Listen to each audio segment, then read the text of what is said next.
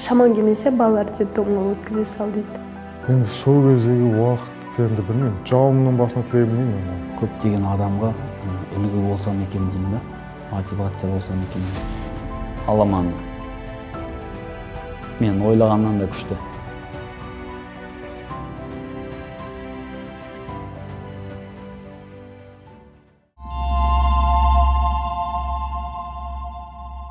Барлықтарыңызға сәлем. Есім Еркебұлан, бұл 100 теңге реалити шоуы.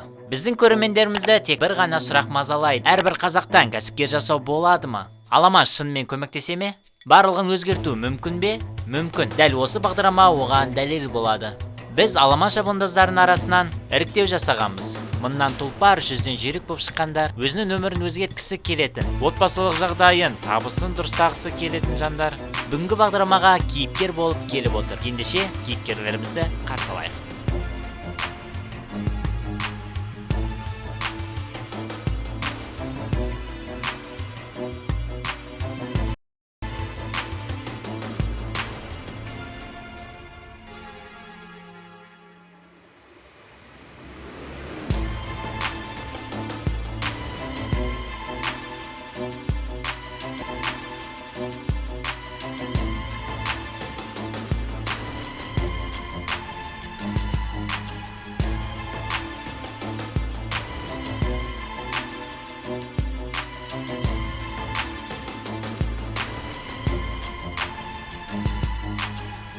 Қайырлы күн.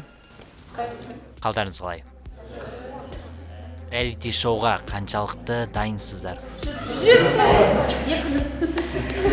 Бұл кісілер 35-ші ағымның шабандоздары.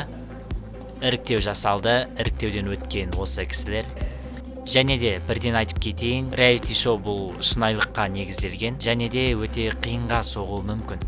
Ескерте кететін жағдай, біз түнгі 3-те шақырылуымыз мүмкін, болмаса таңертең жүгірулеріңіз мүмкін. Көрермендерге түсіндіре кетейін, ең басты біздің мақсат ол әрбір қазақтан кәсіпкер жасау, және де кез келген қазақтың қолынан кәсіп жасау келеді. Бұл жерде бағана таныстырып өткеніміздей, араларында кәсіпкерлер бар, кәсіптері жоқтары бар, қиындыққа түскен адамдар бар. Барлығын осы топқа жинадық, және де осы бағдарламада табыстарының өскенін немесе кері кеткенін барлығын шынайы түрде көрсететін боламыз. Сондықтан бағдарламаны соңына дейін көріңіздер. Келесі бөлімдерді міндетті түрде жібермей қарап жүріңіздер. Ендеше сәттілік. Дәл қазір біз квестқа барамыз.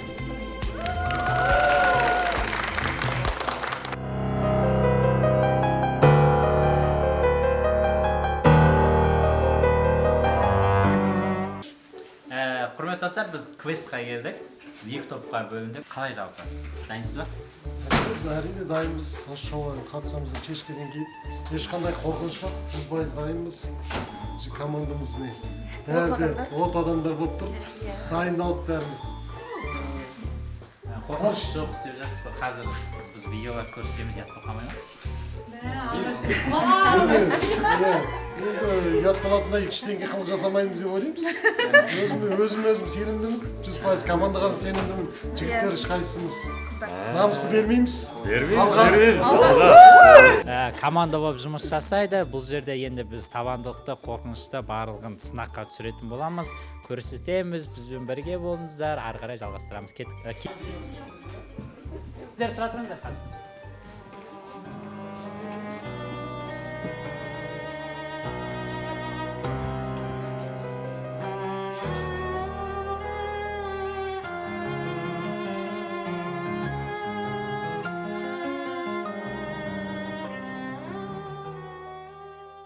Маған өте қатты ұнады.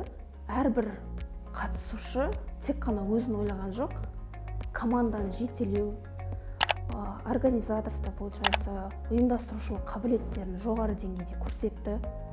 Мен өзім қорықпаймын, ондай нелерден қорықпаймын. Қорқыныш дегендер менде жоқ. Реалити шоу біткенге дейін мен өзіме қойған тауым 1 миллион.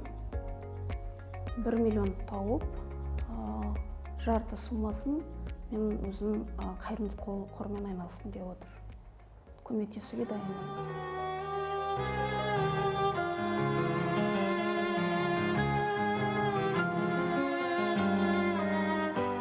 Қазақ халқына көптеген пайда келеді деп жаңағы айтқасын.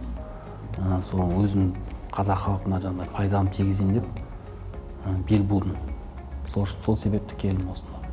Жоқ, қолым негізі 20 жасында болған, қазір жасым 32-де. Стекло кесіп кетті. Көптеген адамға үлгі болсам екен деймін да, мотивация болсам екен деймін. Мен жасағанда неге басқалар жасамаса?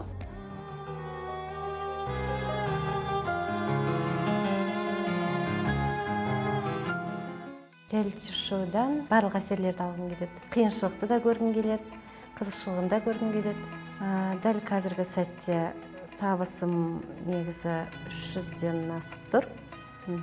Енді Құдай қаласа жота негізі 400 деп қойған тұғым. Енді кем дегенде 600 болатын шығар тауым деп ойлаймын. Бір-бірімізден ажыраған жоқпыз. Қалай ұстасып кірдік, солай ұстасып шықтық. Соның арқасында еш қорқыныш болған жоқ. Логикалық сұрақтардың бәріне бірден жауап таптық. Өйткені бір ауыздан бір шешімге келе алдық. Сондықтан команда тамаша.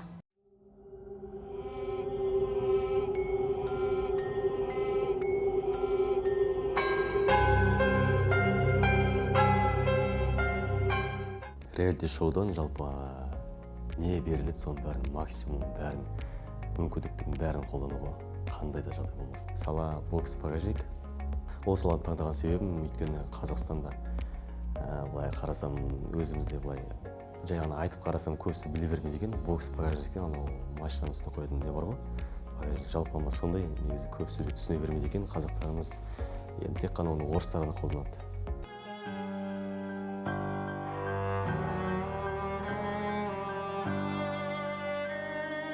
Реалити шоуға келген себебім өзімнің тәжірибеммен бөлісу мақсатында, барлығына көмектесу мақсатында сардар болдым. Одан ары қарай енді сенің жобаңды да алдыға жүргізуге көмегім, септігім тигізсем деген мақсатпен келдім. 13 жыл болды өз-өзіме жұмыс істеп жүрмін, өз-өзімді жалдап, барлық саланы көрдім, барлық саладан тәжірибем бар, бәрін істей аламын. Тек қана сол жүйеге қолынмай осында команда жинауға келген болатын. Жүйе жоқ жұмысында кішкене.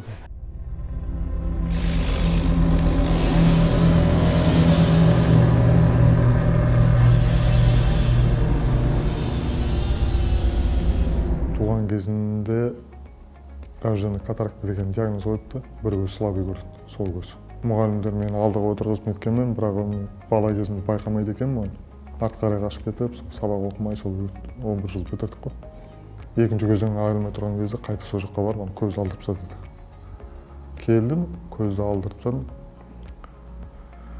Енді сол кездегі уақыт енді білмеймін. Жауымның басына тілей білмеймін. Түсіп кеттім сол кезде. Ағайын, туыс, достарым әйтеуір жан-жақтан көтеріп, әңгімелесіп, тартып, әйтеуір сол тұңғиықтан шығарып алды. Реклама жүріп жатыр менде. Реклама жүріп жатыр. Адамдар келеді, звонып келеді. Аналарды ұстай алмаймын.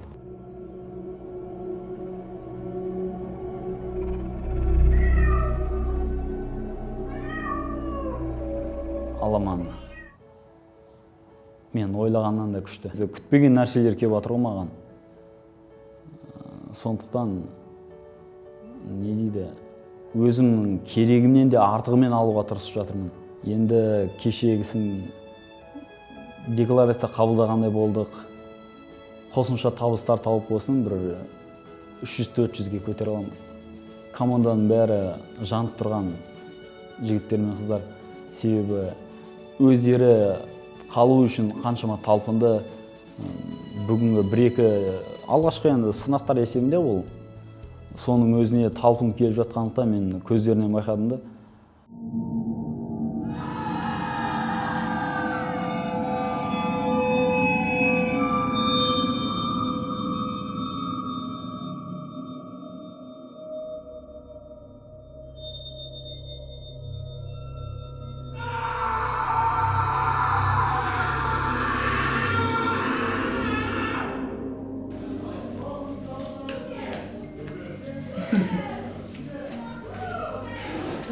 Жоқ, қорықпаймыз.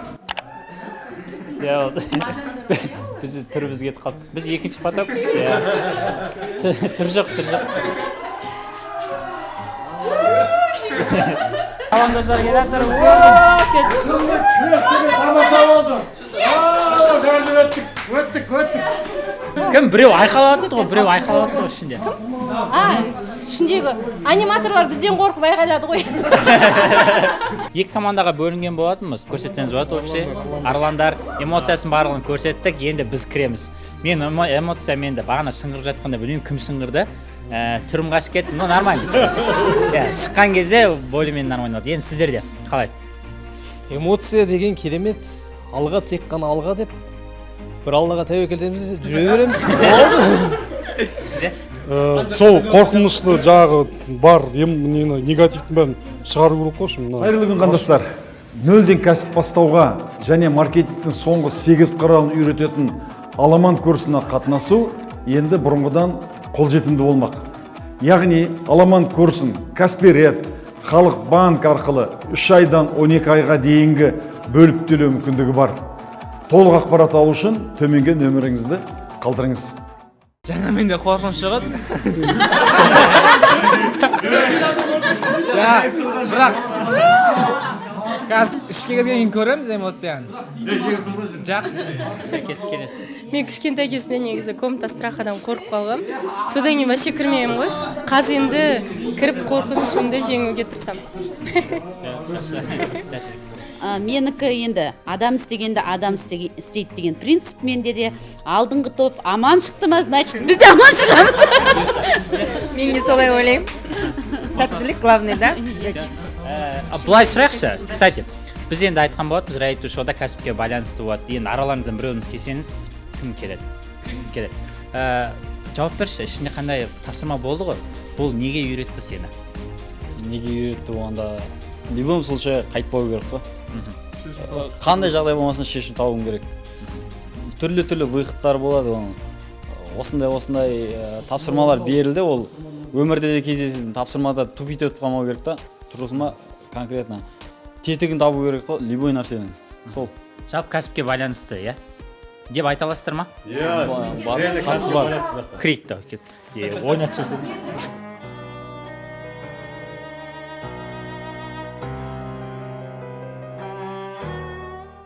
Реалити шоуға Аламан бизнес бастау несінде курсында оқып жүрдім.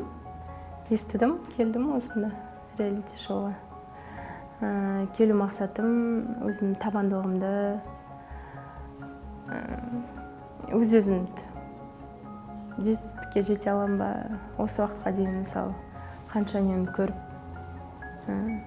өз-өзімді сынауға келдім. Реалити шоу темнен еще бір 2-3 миллион табатын сияқты. Білмеймін не екен, сондай чувство да менде бір.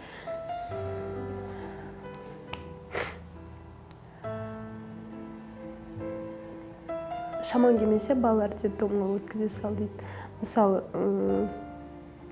оған мысалы жеңіл шығар, я бәрі жеңіл берілетін шығар.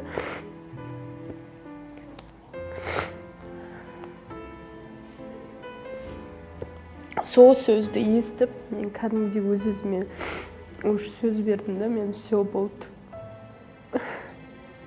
Бүйтіп жүрген вообще жарамайды. Мен қазіргі, мысалы, қазір жасым менің 27-28-ге келдім да уже.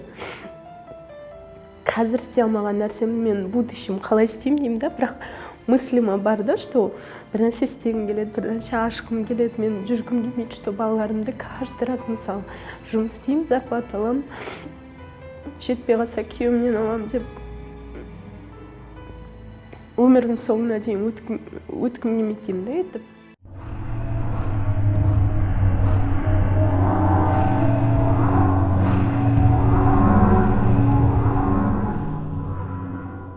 Бүгін өзіме сенімді болдым 100%. Бүгін өзіміз осылай топтасып жұмыс істеп, бірімізге көмек береміз. Солай сөздерден, адамдардың жиналғандарынан, ұйымшылығынан содан байқадым. 100% сенім. Аламанға негізі мен өзім олай өзіме не алам деген, мотивация алам деген оймен келген жоқпын негізі. Бұл ортаға келгеніме қуанып отырмын. Басқаша эмоция, басқаша орта, ағайдың сөздері өзіңе эмоция береді. Бұға дейін мен өзім ұялатын ем, ортада өзім қысылатын ем сөйлеуге. орта сөйлеуге өзімді аштым десем де болады. Мен осы жердегі эмоциямен, мотивациямен өзім 500 мыңдай табамын деп ойлаймын.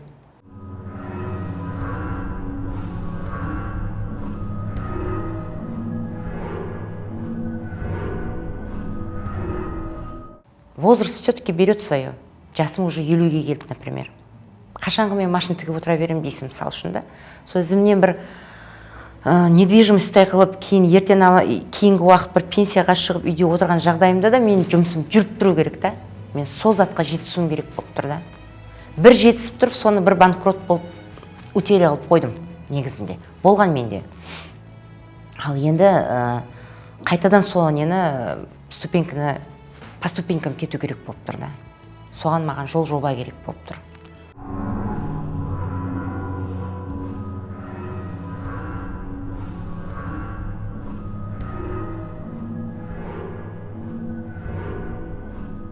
Мысалы Аламанға келердің алдында да жаңағы көбісі айтты, жаңағы қайда барасың, бос нәрсе ғой деген сияқты. Бірақ менде іште жаңағы не бар. Өз адаммен жұмыс істегенге біреудің жаңағы несіне бөліскенде өзіме жақсы әсер аламын, сонымен өзіме күш аламын. Салам бар. Өзім 15 жылдай құрылыс саласындамын. Былай айтқанда құрылыс саласынан біраз нәрсе білемін. 40 жылдық, 30 жылдық стаж бар кісімен тепе-тең сөйлесіп, тепе-тең бөлісе аламын да ойымды. Қазір уақытта істеп жатқан соны трейдер болды, мастер-класс өткізіп жатырмын.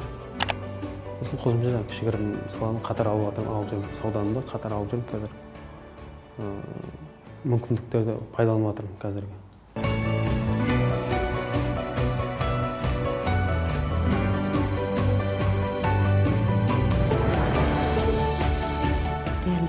Шоуға өзімнің табандылығымды байқайын, соны сынайын деп келдім.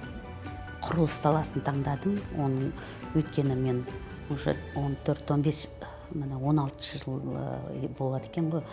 Осы құрылыс саласында жұмыс істедім. Бірінші күні өте керемет өтті. Кеше мен өтпей қалам ба деп өттім. Соған өзім қатты сондай күшті қуанышта болдым. Өткеніме сонша адамның ішінде.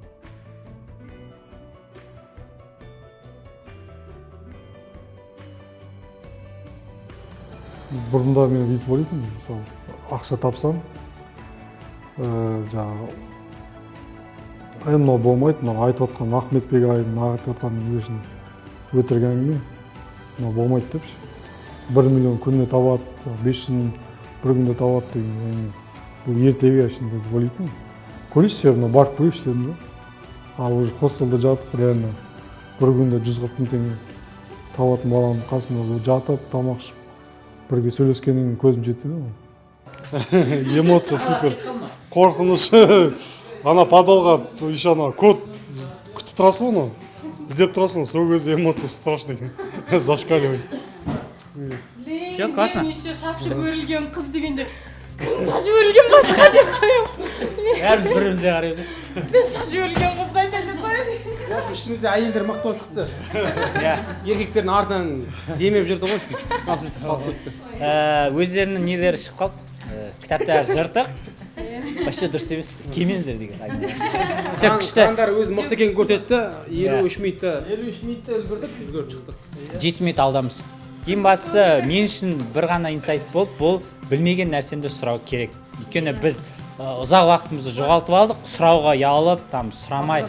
Оказывается, ол кітап шынымен де жыртылып қалған, біз 5-ші кітапты таппадық, бірақ сұрадық. Содан кейін барып ана кісі өзі көмектесіп жіберді. Ішінде негізі кәсіпте де сондай, білмеген нәрсені сұрау керек, бір нәрсені бастамай тұрып, барып, тегін барып істеп көру керек. Бұл ең басты инсайттардың бірі, сіздерге де бір пайдасы тиеді деген ойдамыз. Сондықтан да бірден кейін бастасаңыздар, тегін барып істеп көріңіздер алдымен. Сосын OLX-қа жарнама жіберіңіздер, таргет жіберіп көріңіздер. Оны 3 миллион, 4 миллионға затты алып сатамай отқанша солай алдын ала көріңіздер, тестировать етіп көріңіздер. Кім қандай инсайт алды бөлсек, инсайтпен бөлсек, басты инсайт жарайды. Күшті өтті, қызық өтті, бәрімізге ұнады. Не ой түйді кәсіпке байланысты? Кезек-кезек. Мен түсінгенім, команда болып жұмыс істеген, бірігіп жұмыс істеген өте пайдалы екен. Жолмен адаспайды екенсің, в общем, бір жеріне демеп жүреміз да бір-бірімізге. Аха, соны подсказка беріп бірімізге. Сол мықты не түсінген. Қандай не қиыншылық не болса да жаңағы сугроб не дейді, төбе сай дегендей өтіп бәріміз бір неде шығып қой, бір деңгейде. Сосын тек қана алдыға ғана жүре беру керек екен. Тек алдыға ғана жүру керек екен, сонда жол табылады. Тұрып қалсаң болды, екі жақты да. Біз бір жағына өтіп кеттік.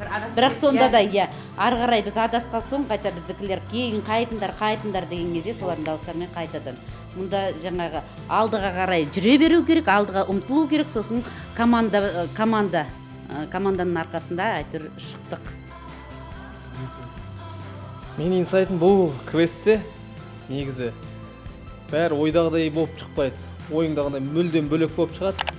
Тура өмір сияқты. Жолдың бәрі тегіс емес, келе жатасың, басыңды ұрып аласың, қысыл қаласың.